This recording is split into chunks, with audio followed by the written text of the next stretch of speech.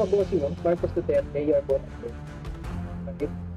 Bakit tinadami si Inday Sara, diba, president? Eh, hindi naman siya kasama sa mga din sa gobyerno. Si Inday Sara, mga bossing, eh. Si Inday Sara po ay malinis na po yung record. Patunayan na po yan sa Korte Suprema at pinatunayan na po ng COA or ng Commission Audit na gamit na masama sa paraan itong confidential fund ni Inday Sara. So bakit dinadami nito? Dapat ang i-protesta nyo yung kay Marcos at kay Martin Romualdez. Utak eh. Yung magpinsan na yan, sila yung utak na itong mga plus control kami. Aray ko! Pera ng taong bayan. Kaya huwag niyo damage to Duterte. Malamang sa malamang mga bossing, ang nasa likod na itong pagpaprotesta nito, eh walang iba kundi ang mga pinklawan. Huh? Kasi, alam niyo bakit? Nabalita ko kasi mga bossing. Kaya itong mga pinklawan, gusto sila matanggal ng Marcos at Duterte kasi may balak tumakbo sa 2028 presidential at vice presidential election. Itong si Risa Ontiveros at si Tata Makino. Hindi si Tata Makino si Trillanes, bali-balita na tatakbo. Diba? Kaya pinapababa nila si Inday Sara para sa gano'n wala silang kalaban. So, yan tayo eh. At hinihimok lamang ang taong bayan para sumama sa protesta at rally na. So, tuloy tayo mga boss.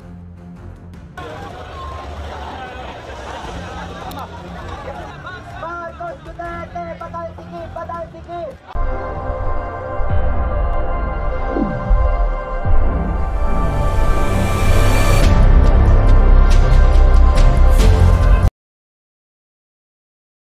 What's up sa inyo mga bossing? This is Boss IMG nga pala! Ayan, panibagong araw, panibagong fake news na naman mga bossing. So for today's video, ginugunita nga pala natin ang araw ngayon. Walang iba kundi ang ating bayani na si Andres Bonifacio na pinanganak noong November 30, 1862. Ayan mga boss, palakpakan natin si Andres Bonifacio. Ayan. Siyang utak ng ating katipunan na pinaglaban sa mga Kastila noong kanyang panahon. So, bago natin pisa ng ang topic mga bossing, ayan, kung hindi pa kayo nakaka-subscribe sa ating YouTube channel, ayan mga boss, inimbitahan ko nga pala kayo mag-subscribe mga bossing, at kung magko-comment kayo mga boss, ayan, isa-shoutout namin kayo sa next video natin. Kaya antabay lang sa ating mga video na i-upload. So, bali ang topic natin mga bossing ngayon ay tungkol dito sa rally ngayong araw dito sa Rizal Park. Yan, dyan sa Pasay City. So, panoorin natin ang video. Let's go mga bossing. Ngayon ang lumalaban! Ngayon ang lumalaban! Ang tao! Ang bayan! Puta! Diktador! Fasista! Marcos Duterte! Ang tao! Ang bayan! Ngayon ang lumalaban!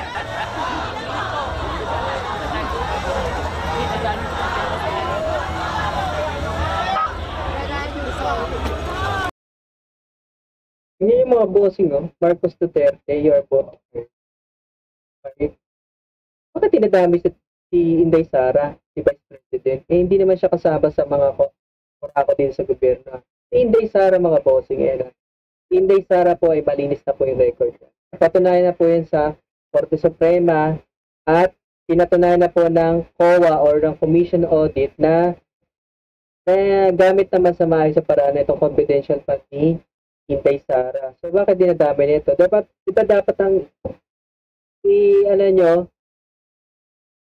i-protesta nyo yung kay Marcos at kay Martin Romualdez. Sila yung utak eh. Yung magpinsan na yan, sila yung utak na itong mga flood control kami. Sila ang kumukuha ng pera ng taong bayan. Kaya huwag niyo damage to Duterte. Malamang sa malamang mga bossing, ang nasa likod na itong pagpaprotesta na ito, eh walang iba kundi ang mga pinklawan.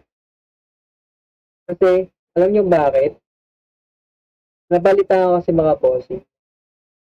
Kaya itong mga pinklawan, gusto sila matanggal ng Marcos at Duterte kasi may balak tumakbo sa 2028 presidential at vice presidential election.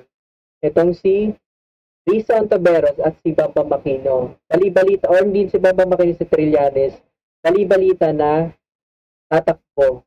Diba? Kaya pinapababa nila si Inday Sara para sa gano'n wala silang kalaban. Yun, yan tayo eh.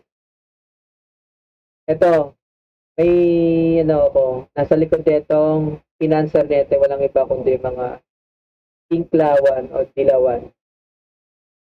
At hinihimok lamang ang taong bayan para sumama sa protesta at sa rally na. So, tuloy tayo mga boss.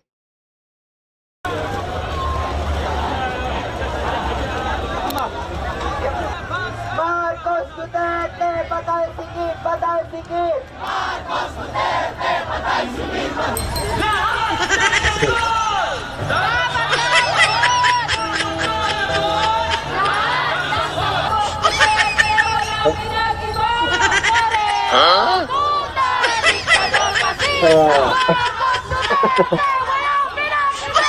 Hindi nyo.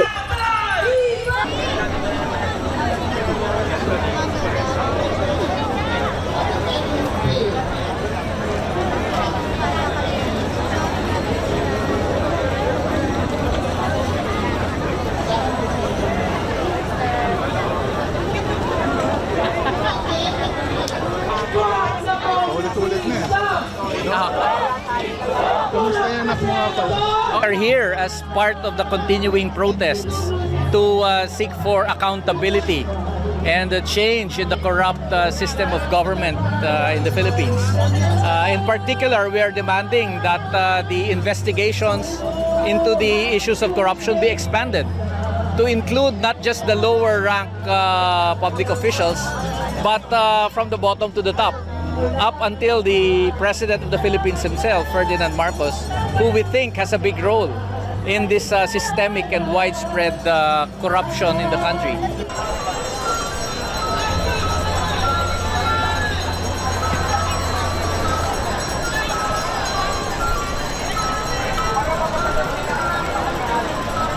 Ang tao.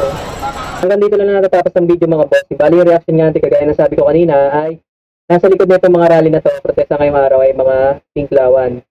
Talagang lang sila, nagdami lang sila ng mga, nagsama lang sila ng taong bayan para kahit pa paano dumami sila. So yun lang mga bossing, bali.